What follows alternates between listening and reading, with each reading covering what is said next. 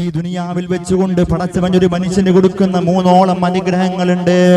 അല്ലാഹുവിനൊരു മനുഷ്യനെ ഇഷ്ടപ്പെട്ട് കഴിഞ്ഞാൽ പടച്ചവൻ ആ മനുഷ്യനിക്ക് കൊടുക്കുന്ന 3ഓളം അനുഗ്രഹങ്ങളുണ്ട്. അള്ളാന്റെ റസൂല് പറയുകയാണ്, അള്ളാന്റെ പ്രവാചകന് പറയുകയാണ്, 3ഓളം അനുഗ്രഹങ്ങളിൽ ഒന്നാമത്തെ അനുഗ്രഹം എന്തേ? അള്ളാന്റെ പ്രവാചകന് പറയുകയാ, ഒന്നാമത്തെ അനുഗ്രഹം അൽ മർഅത്തുൽ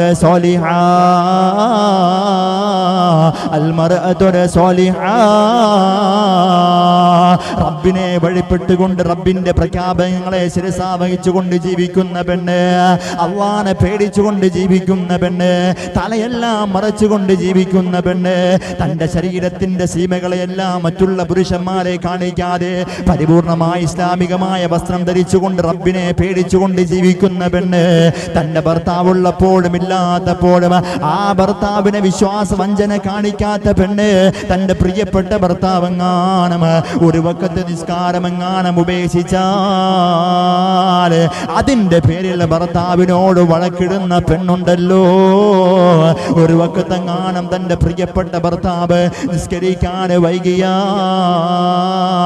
അതിനു വേണ്ടി സ്വന്തം ഭർത്താവിനോട് വഴക്ക് കൂടുന്ന, സ്വന്തം ഭർത്താവിനെ ഉപദേശിക്കുന്ന അങ്ങനെ ഒരു പെണ്ണിനെ എങ്ങാനും നിനക്ക് ഭാര്യയായി കിട്ടിയാൽ അത് അല്ലാഹു നിനക്ക് ചെയ്ത അനുഗ്രഹമാണ്. പടച്ചവൻ നിനക്ക് ചെയ്ത അനുഗ്രഹമാണ്.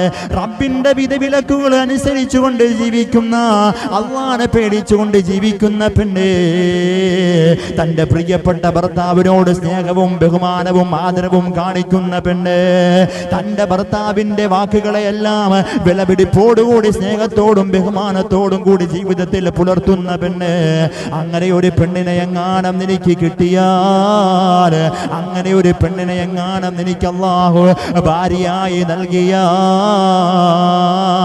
അത് നിന്നെ അല്ലാഹു അനുഗ്രഹിച്ചതിന്റെ അടയാളമാണെന്ന് നബി മുഹമ്മദ് മുസ്തഫ